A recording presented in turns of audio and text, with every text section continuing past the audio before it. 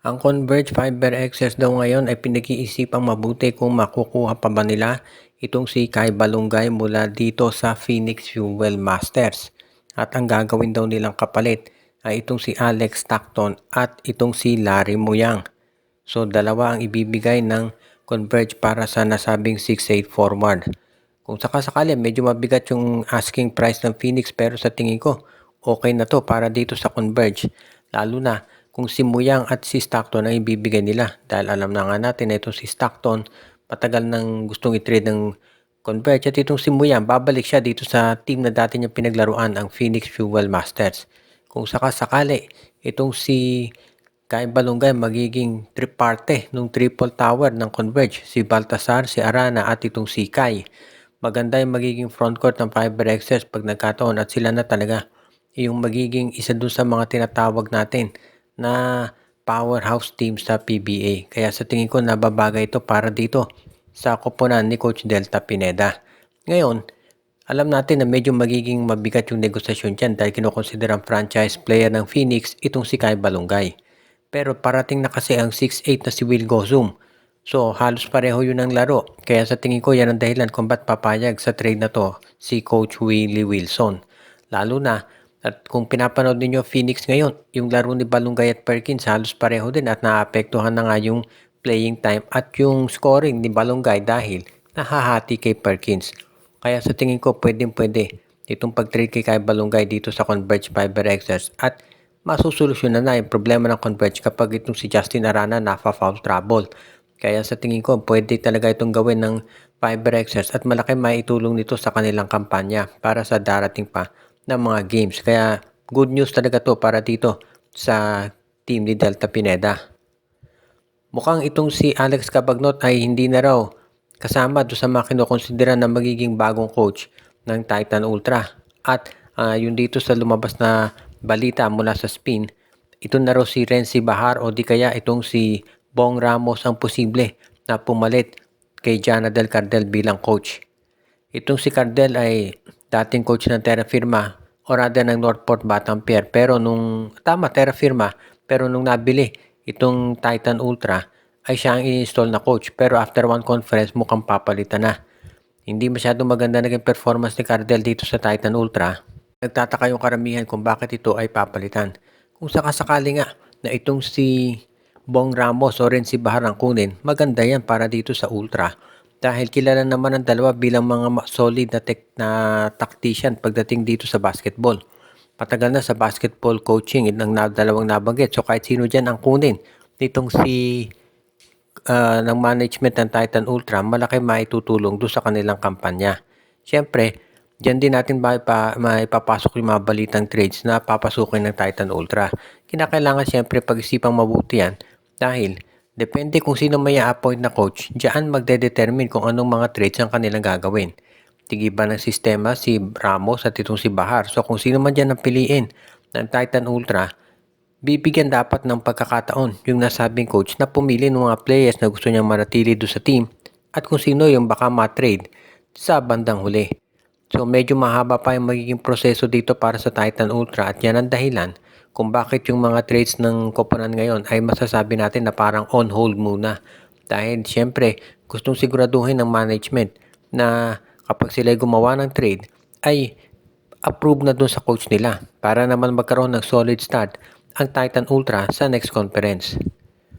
Napag-uusapan natin yung solid start, kinakailangan yan gawin ng San Miguel Mamia kung gusto nila na magkaroon ng 3-1 advantage kontra dito sa Barangay Ginebra. Sa kasalukuyan, 2-1 ang lamang ng SMB pagkatapos nilang talunan itong Ginebra sa Game 3 at ang biggest concern ng San Miguel dyan ay dalawang bagay. Unang-una, kinakailangan sabi natin mapahinga. Yung shoulder ni Junmar Fajardo, nakita natin sumasakit na buong game. At inamin mismo ni Junmar na nababahala na siya doon. Actually, yung shoulder injury ni Junmar nung pang series kontra sa NLEX, nararamdaman na niya. At lalo yung nabubugbog dito sa serye kontra sa Ginebra dahil palaging nahahampas ito kapag, nakita natin kapag nagre-rebound siya. Ang isa pang kinakailangan ng San Miguel na i-consider ngayon ay yung performance ni Jericho Cruz na bumaba talaga. Nakita natin nag-struggle to nung Game 3 at kinakailangan bumawi si Jericho. Sigurado na magiging Markado itong si Don Troliano pagkatapos itong umiscore ng 33 points para dito sa San Miguel noong Game 3. Nakita natin ang Ginebra, ginuwardiyang mabuti si Jeron Teng noong Game 3 kaya hindi na ito naka-double figures kaya si Troliano sigurado pipilitin din gawin niya ng Ginebra. So kung guguwardya ng Ginebra itong si Don Troliano, kinakailangan din naman na mag-step up itong si Jericho Cruz. Sa panig ng Barangay Ginebra naman, syempre, must win na to. Dahil kapag sila natalo dito at naging 3-1, medyo mahihirapan silang bumawi kontra dito sa San Miguel. At yan ang dahilan kung bakit nga itong San Miguel ngayon gusto talaga na magkaroon sila ng bentahe. Dahil kung magkakaroon sila ng 3-1 advantage, magiging mas maganda na yung chance nila na matapos ng maaga yung serye at makapag-prepare dito sa kung sino man ang mananalo sa TNT versus Meralco. Although, sa tingin ko talaga mukhang TNT na yung sa Meralco yung mananalo dyan at iniintay na lamang natin kung ilang games ito ang magre-require. Sa panig naman itong Barangay Ginebra, alam natin na marami silang mga adjustments na kakailanganin gawin dito sa Game 4. Unang-una na dyan, yung problema, maganda yung naging depensa nila kay Junmar. Napigilan nga nila 6 points lang ang na-score nito. Pero, ang naging isang problema naman dito, wala silang masyadong naging contribution mula doon sa mga bench players nila. At yan talaga ang naging issue ngayon. Pangalawa, nalimitahan ng San Miguel yung output ni RJ Abarientos.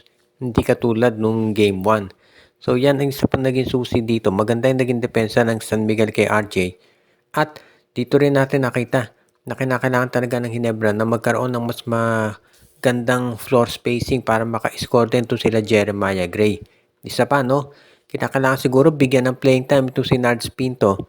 Dahil in fairness, nung natambakan ng 20 ang Ginebra noong third quarter ng San Miguel, ang humabol para dito sa Ginebra yung bench players nila. Si Nards Pinto, si Ralph Koo, si Jason David. Ang problema nga lang, nung inalis na yung mga players at binalik yung mga starters, lumamang ulit ang San Miguel.